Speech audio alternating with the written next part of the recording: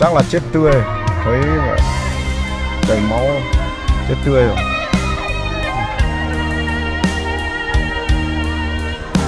Vỡ đầu.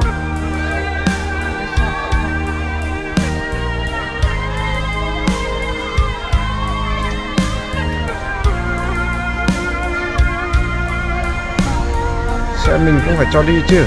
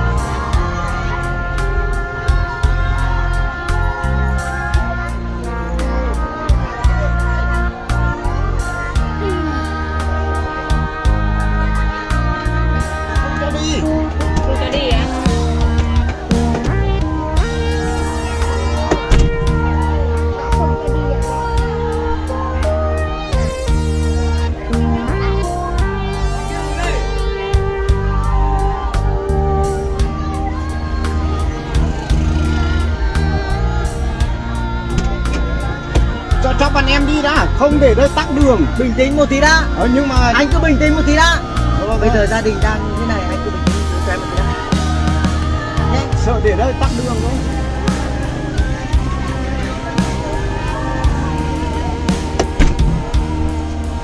Cái này ai lại cứ cho để đây, phải cho đi chứ, phải tắt đường chứ. Chết ngay tại chỗ, đắp chiếu rồi.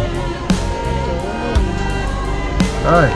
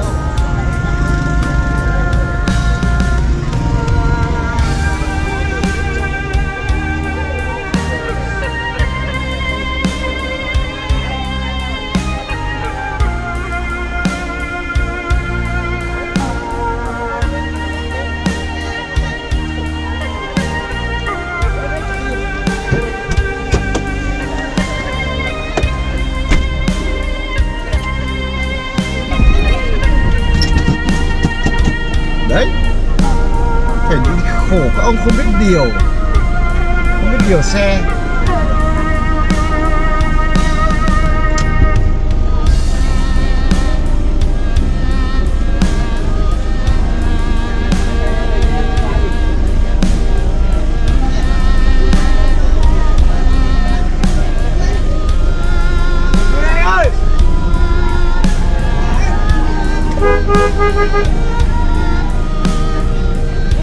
Lùi lại.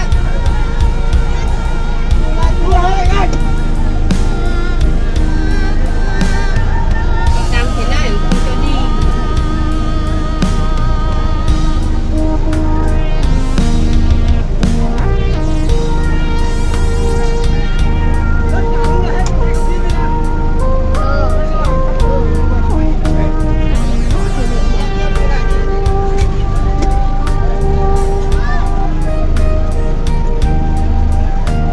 những cái xe này ở lại thì nó có giải quyết được gì đâu.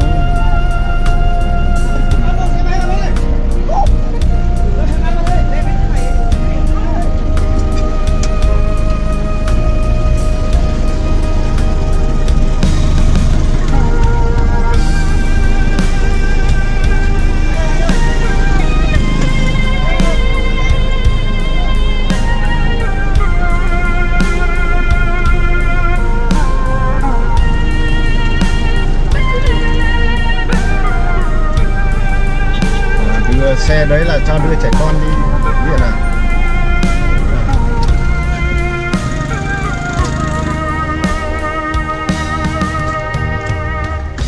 Chết trẻ con từ lúc bắt đầu rơi đến giờ mấy ấy cho mấy tìm được xe cho đi nhở.